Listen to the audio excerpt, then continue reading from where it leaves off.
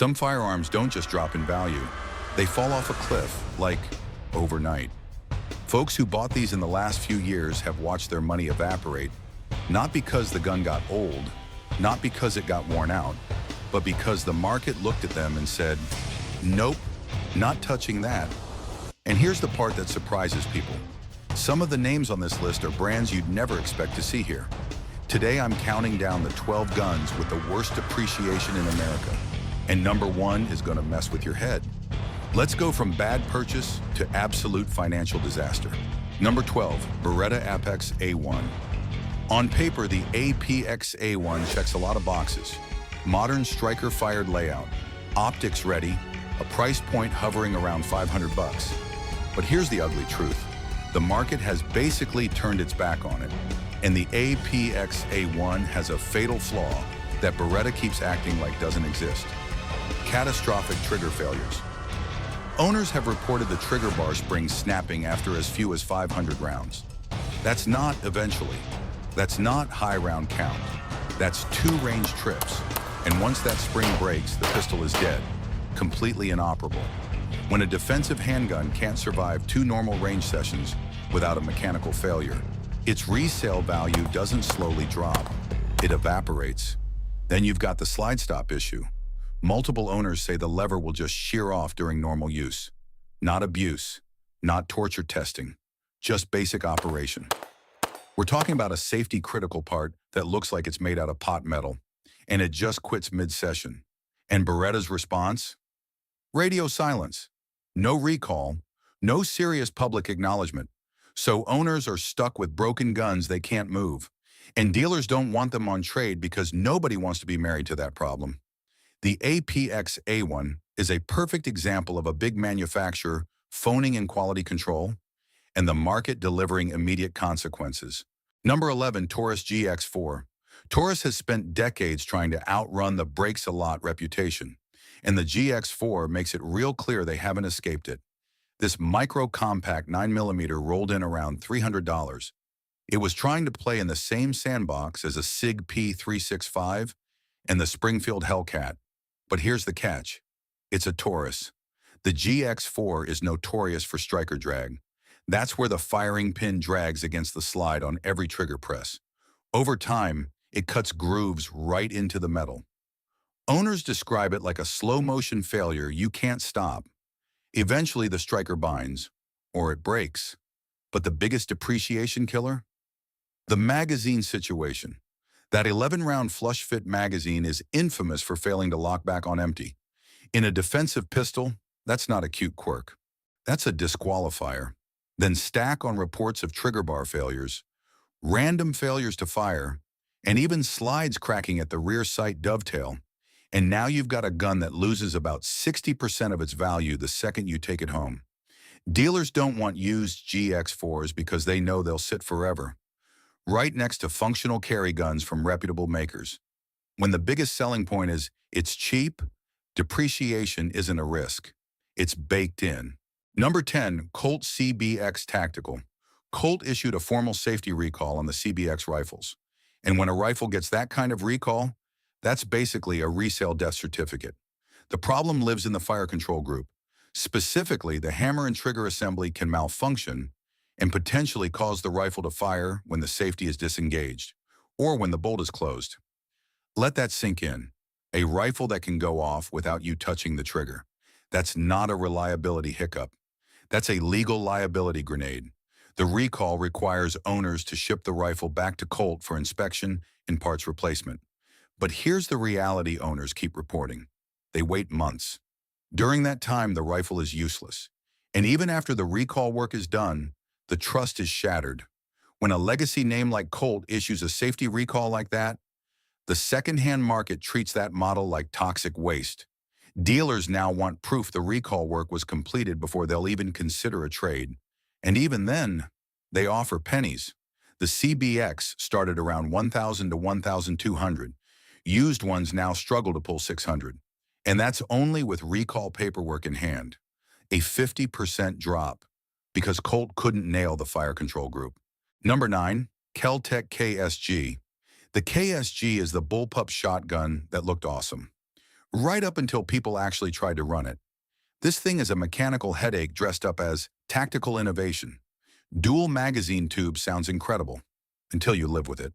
The tube selector switch is known for breaking or jamming, so you end up stuck on one tube, or worse, neither tube feeds right. Owners describe spring failures inside the magazine tubes, where the spring literally lets go and launches out mid-session, like springs flying across the range. That's not a vibe. That's cheap materials and rough engineering choices. Then you've got the pump. The design makes it easy to short stroke. And when that happens, the gun can go out of battery. Now you're holding a 7-pound paperweight until you manually clear the mess. And we've got to talk about the blast. Because with the bullpup layout and the chamber right near your face, the concussion is borderline abusive. The KSG was sold as the future of combat shotguns. Reality? It's a range toy that doesn't even run reliably at the range. Used KSG units have lost over 55% off the original 900 MSRP because most people don't want to gamble on KelTec quality control roulette. Number 8, Smith & Wesson M and P12. Smith & Wesson issued a formal safety recall on the M and P12, and it's one of the roughest recalls we've seen in recent years. The issue involves the striker assembly. It can release unexpectedly, causing the shotgun to fire without the trigger being pulled. Uncommanded discharges in a shotgun platform. That's catastrophic. The recall applies to certain serial number ranges, but the confidence damage hits the entire model. Even units outside the recall cloud are getting crushed on value because buyers don't want to play detective trying to figure out if they're buying a safe gun or a lawsuit waiting to happen. And here's what makes it worse. The M and P12 was already fighting uphill. It was a budget bullpup shotgun trying to compete with the already problematic KelTec KSG. The M and P12 started around $650 to $700. After the recall, dealers are offering $300 to $350, even when the recall work is documented. That's a 50% hit in under 3 years on a major manufacturer's flagship shotgun. When Smith & Wesson can't deliver a safe scattergun, the market hands down a brutal verdict. Number 7, FN 502 Tactical. FN America didn't just have one problem here. They dropped 2 separate safety actions on the 502 Tactical, and that double punch wrecked the resale market. First, a safety bulletin in 2023 warning about potential slide failures. Then a formal safety recall in 2024 for striker-related issues. That could cause uncommanded discharges. Here's what really stings. The 502 was marketed as a premium rimfire pistol, $649 MSRP, nearly double what a lot of competitors cost, like the Ruger Mark V or the Browning Buckmark. People paid that price expecting legendary FN quality. Instead, they got a gun FN couldn't confidently say wouldn't fail or fire when it shouldn't. The recall involves replacing the entire striker assembly. But even after the fix, buyer trust is gone. Nobody wants to pay premium money for a rimfire pistol that already got recalled. So the used market did what it always does. Used 502 pistols with recall work done are moving for about $350 to $400. That's around 40% depreciation in under 3 years. FN built its reputation off guns like the FN 57 and the SCAR. The 502 Tactical proves reputation doesn't protect you when the product ships with serious safety defects. Hey, before we hit the next one, quick favor. If you're getting any value out of this video so far, hit that like button. It helps the channel reach more solid folks like you. All right, back to it. Number 6, Kimber R7 Mako. Kimber issued a formal recall on the R7 Mako. The defect is in the firing pin safety block, and it's the kind of recall that makes buyers instantly back away. Simple problem, big consequences. The firing pin safety block can fail to engage correctly, which can allow the gun to fire if it's dropped. In today's world, a gun that can discharge when dropped isn't just iffy, it's legally radioactive. The recall covers thousands of R7 Mako pistols built within specific dates, but the confidence hit spreads across the whole R7 lineup, and it doesn't help that Kimber's reputation has been hanging by a thread for years, especially from quality control headaches on their 1911 platforms. Those tight tolerances sound premium in marketing, But in the real world, they can turn into malfunctions unless you're running the most expensive ammo you can find. The R7 Macchio recall confirmed what a lot of critics already suspected. Kimber's quality control issues aren't limited to 1911s. The R7 Macchio started around $599 for the standard model and climbed above $700 for upgraded versions.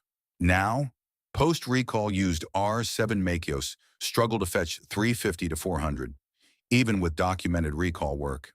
That's nearly 50% depreciation on a micro-compact 9mm that was supposed to be Kimber's welcome to the striker-fired world moment. When the recall involves a gun potentially firing when dropped, the market doesn't forgive. It sentences.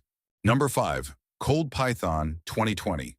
This one's gonna sting some people, but the modern Colt Python is not the same animal as the original legend, and the market knows it.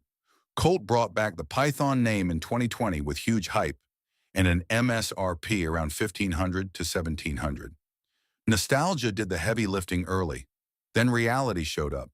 The modern Python has quality control issues that would have been unthinkable on the old ones. Timing problems where the cylinder doesn't lock up correctly, forcing cones eroding sooner than they should. Finish work that looks closer to a $400 Taurus than a $1,700 Colt. Owners also report cylinder end shake, front-to-back play, right out of the box. That's not a break-in. That's a manufacturing defect on a revolver that costs more than some folks' monthly mortgage. Then there's the trigger. Colt marketed that smooth double-action pull, but owners are describing gritty, stacking triggers that don't feel anything like the originals.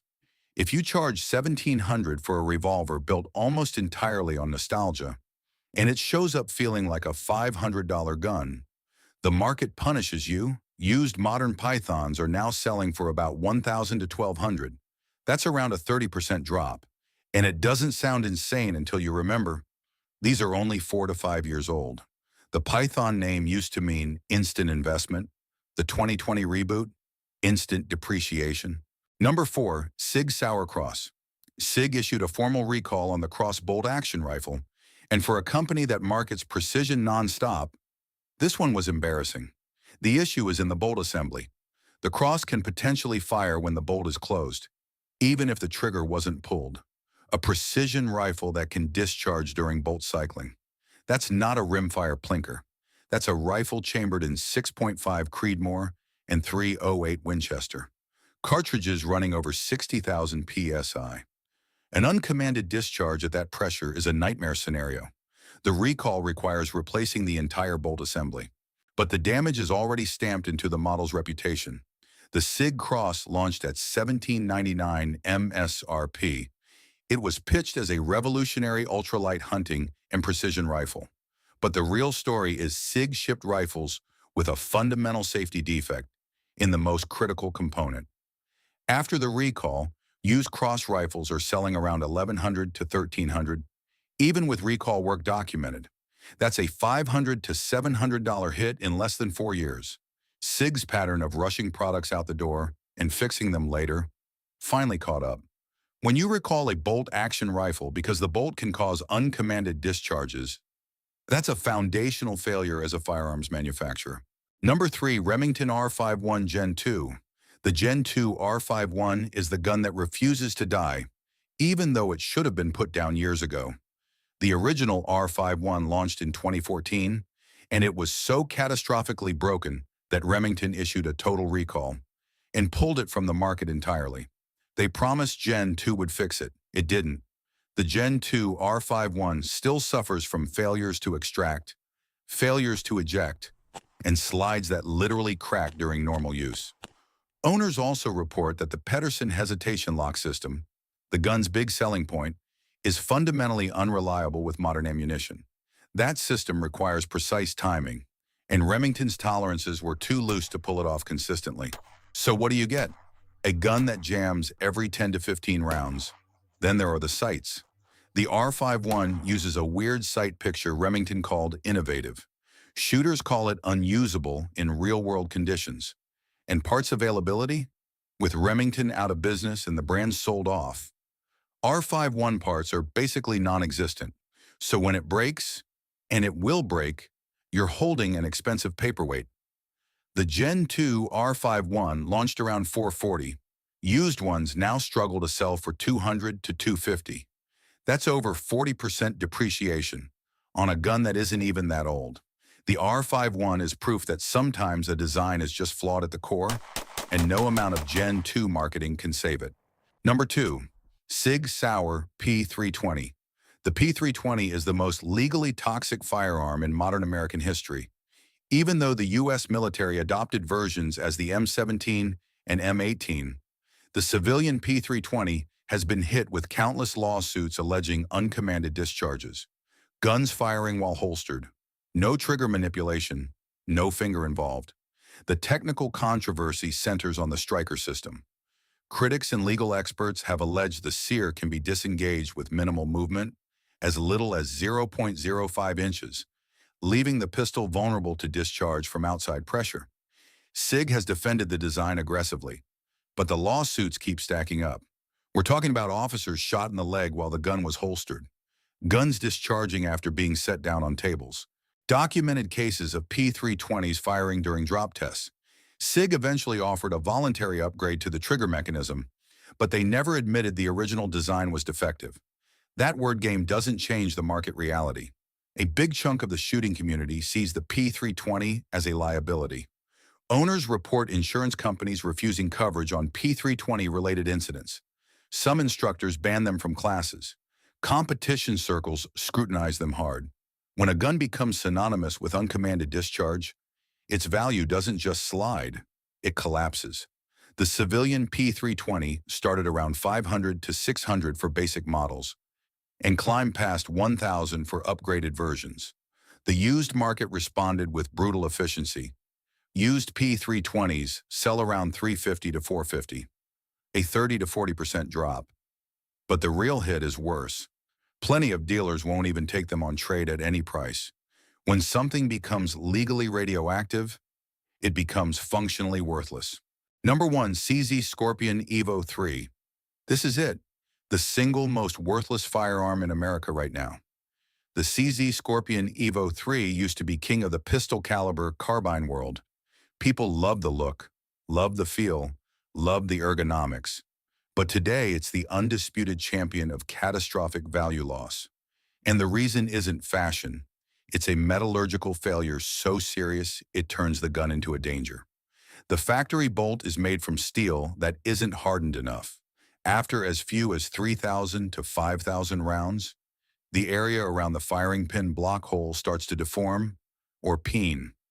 That deformation can trap the firing pin block in the open position, which disables the critical safety mechanism that help prevent out-of-battery discharges.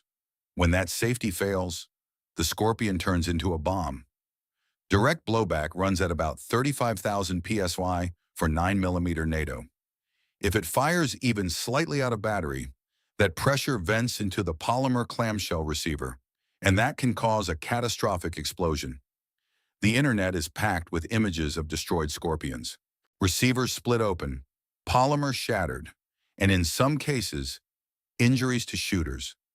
CZ has never issued a formal recall, so owners are left to solve it themselves. And the fix costs real money, $250 to $300 for an aftermarket bolt from companies like Nexus Firearms. When a gun needs a 40% safety tax on top of its MSRP just to be safe to shoot, its value gets wiped out. The CZ Scorpion Evo 3 originally sold around 800 to 1,000 depending on configuration. Used Scorpions with factory bolts are now functionally worthless. Dealers won't touch them. Even Scorpions with aftermarket bolts installed struggle to get 400 to 500 because the stigma is too severe. We're talking 50 to 60% depreciation. And the story is even uglier.